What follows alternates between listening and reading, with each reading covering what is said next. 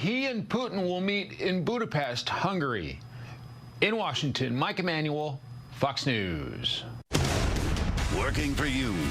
Fox 2 News at 6 starts now.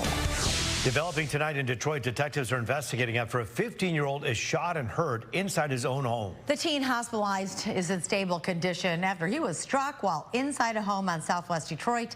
Fox 2 Scott Wolchek with the latest on the investigation. Know that this 15-year-old is in stable condition, but a very scary night. They were shot at least 2 times in the leg, and you can actually see this house here on Campbell Street. There's bullets all over the windows here, and this damage keeps on going on. You can see more shots fired through each of these windows. This happened around 11 at night. Neighbors say that they heard the shots ring out, and it sounded like they were going for quite some time. We do know that that 15-year-old was hit and was taken to the hospital where they are going to be okay. Very scary situation. Deep still looking for a possible suspect on this one. Take a listen to what neighbors had to say. We heard a lot of shots. It seemed like 4 times they did it, like they reloaded or something. Like it seemed like that, you know. And then I just hear people hollering and talking around there, and that was about it. Did it seem like the police got here pretty fast? Yeah, I think so, yeah. Police and the ambulance, too. It sounded like a heavy rifle, one of the big rifles. That's got to be pretty, how are you feeling? Well, it's just, we don't miss with nobody, so we, you know, I hope the young man recovers and, you know, everything be okay with the family. Now we know that this is a duplex that this family was living in. A very, very scary night for them to have children inside the home, especially for one of them to get hit by a bullet here. Still no word on a possible motive, but there are a ton of security cameras out here. DPD definitely going to want to talk to some of the neighbors out here. If you have any tips, please give them a call. For now, reporting in Southwest Detroit, Scott Wolchek, Fox 2 News. Fox 2 following a news alert right now in the case of murdered Inkster teenager London Thomas. The Wayne County prosecutor announcing new charges today against Thomas's former boyfriend, 23-year-old Jalen Pendergrass, and his mother, 49-year-old Charla Pendergrass. Both are in custody and have been charged with second-degree murder. Thomas's body was found several weeks after she was dropped off at Jalen Pendergrass's house in Inkster.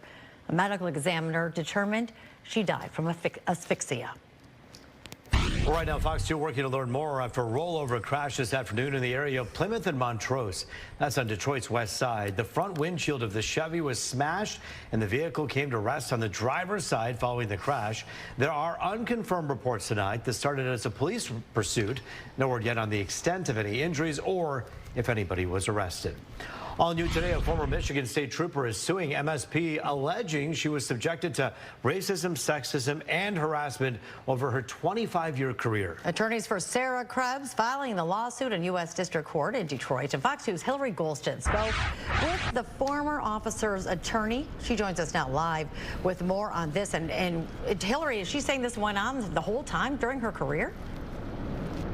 So she is saying that it popped up, especially after Lieutenant Colonel Grady took over. You know that there was a change in leadership not that long ago at Michigan State Police.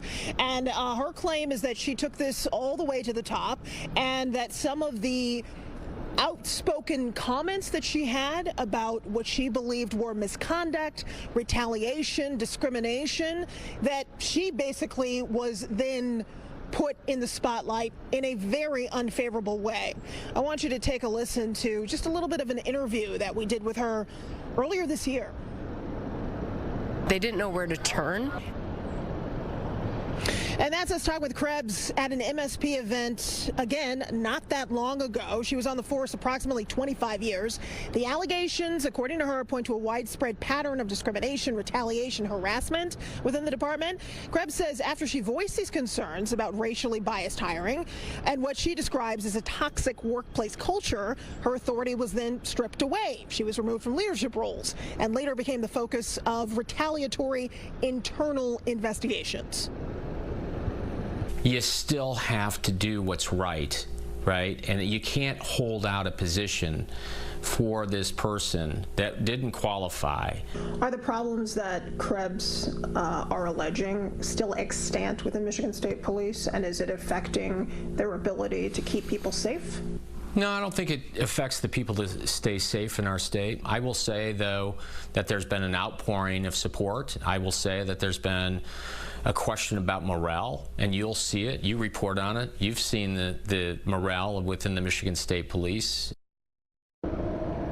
Now, I reached out to MSP. They tell me, quote, all state departments are required to follow civil service rules and federal law when it comes to hiring practices. The allegation regarding the selection process for the training division commander was thoroughly investigated and closed as not sustained.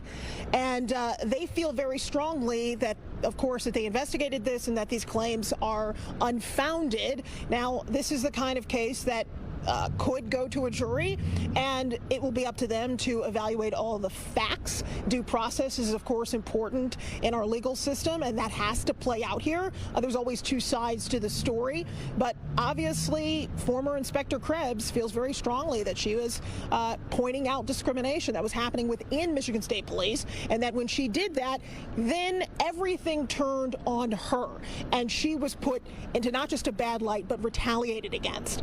These are very serious allegations, and someone who, according to her attorney and many who you speak with within Michigan State Police, was very well respected. Back to you, Taryn. Well, Krebs had a very strong reputation within Michigan State Police Department. She worked there for a very long time, and it seems like if there's one person that goes forward and complains about systemic issues like this, there's likely more. Have there been other lawsuits similar to this? Yeah, I've asked specifically Flood about that, and obviously that's something he's looking very closely at, because if others file, right, that bolsters his claims. I was privy to, I can tell you, a little bit of an interaction prior to the beginning of our formal conversation in which, you know, it's clear that other people have come forward here and expressed their concerns. Now, that's not the exact same thing as having a case like this lengthy complaint that outlines a lot of detail. For example, with Krebs, she said that she put forward some DEI, that's diversity, equity, and inclusion changes to Lieutenant Colonel Grady, and that then he launched those initiatives without her, for example. I mean, these are very specific allegations. So whether or not that would then translate to other people who have come forward, unclear. But I can tell you for sure that Flood has heard from others who are alleging similar things. And I said, really similar things?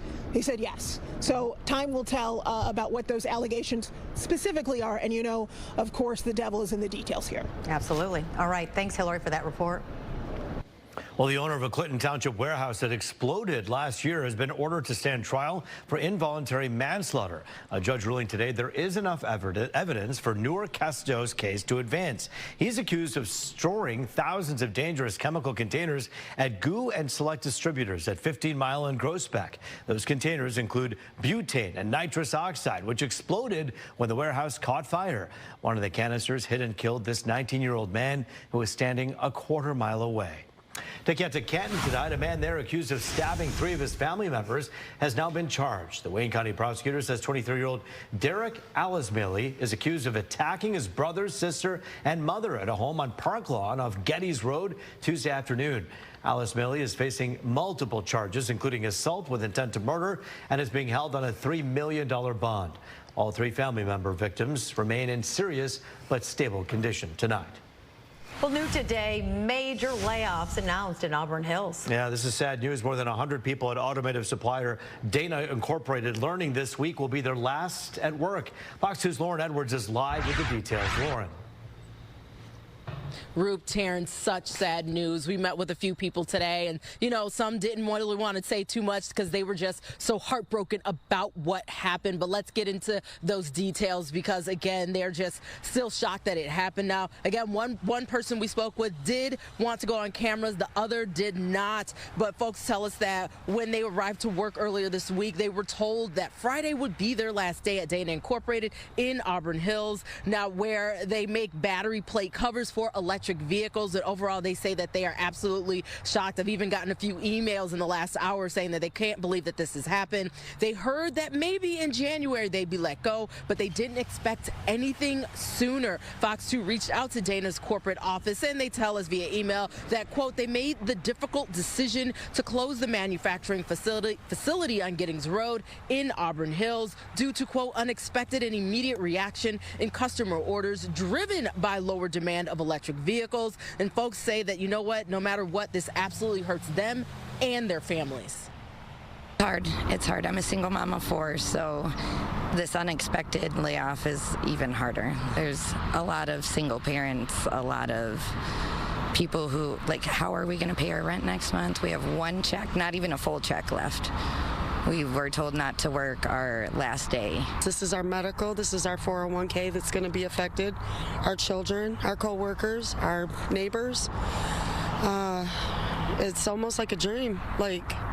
I mean, I just got started a couple years ago. I liked my job. I liked the location. Now, a lot of us, don't know if we're going to have to, they have options to transfer, but we're back looking for employment. Living paycheck to paycheck, my family is deeply impacted. I now have to move back in with my parents.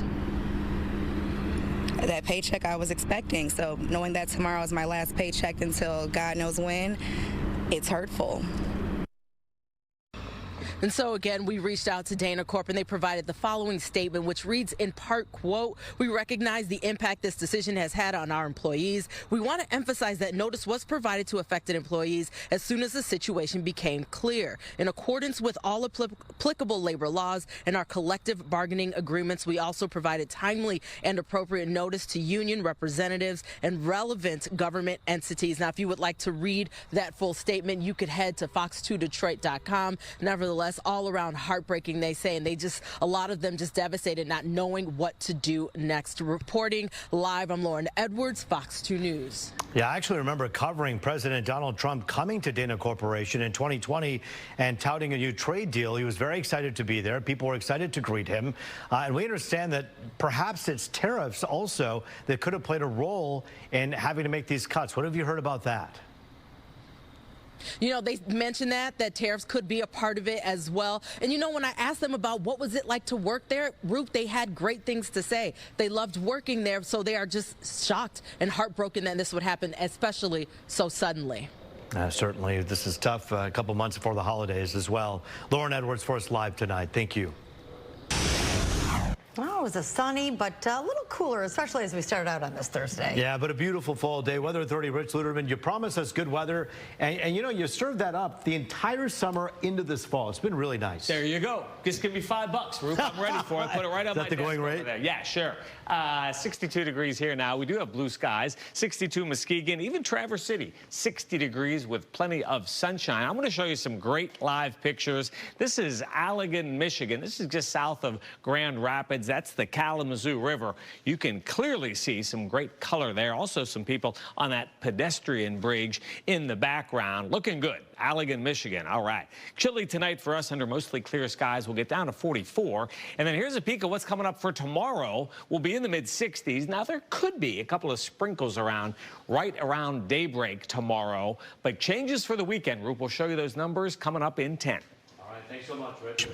Well, on week 3 of the government shutdown, Republicans tried a new tactic. The latest on the stalemate, still ahead. Do you feel like your best years are behind you? Well, here's some hope. The best could actually be yet to come. What a new study finds about the age our mental function peaks. And a local businessman ambushed and shot in front of his own house. The latest on the investigation as the sheriff's deputies work to track down the suspect. You're watching Fox 2 News at 6.